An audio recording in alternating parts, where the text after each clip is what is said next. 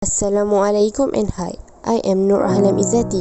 Today, I'm going to show you how to make honey cornflakes cookies. Let's get started.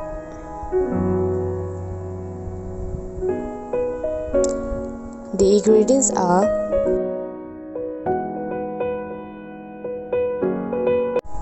4 cups of honey cornflakes, 2 spoons of honey, some sprinkles, 2 spoons of caster sugar, half cup of butter, and the last one is mini pepper cup. Lastly, put the butter into the pan. Stir it until it melts. Now we pour the caster sugar and honey.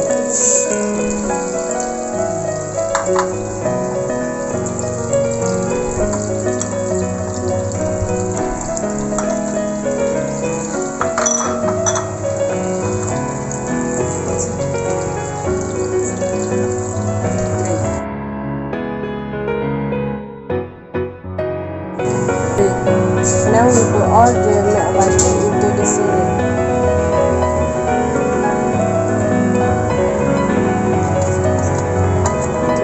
Now we have to mix until it coats.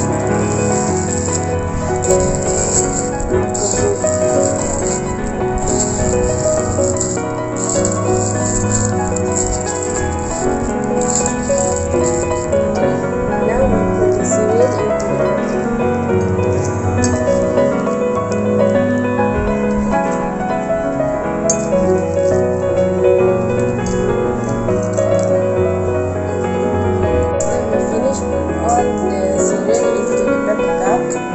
Now we can add the sprinkles on the top of the syrup.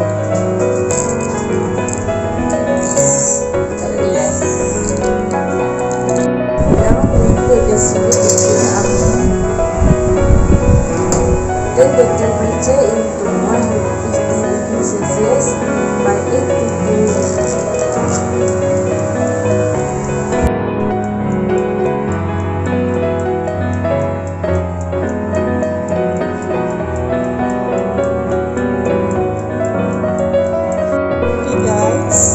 It's done.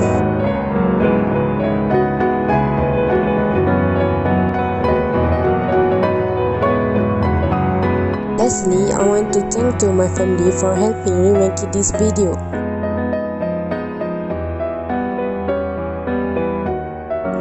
I hope you guys enjoyed this video. Bye.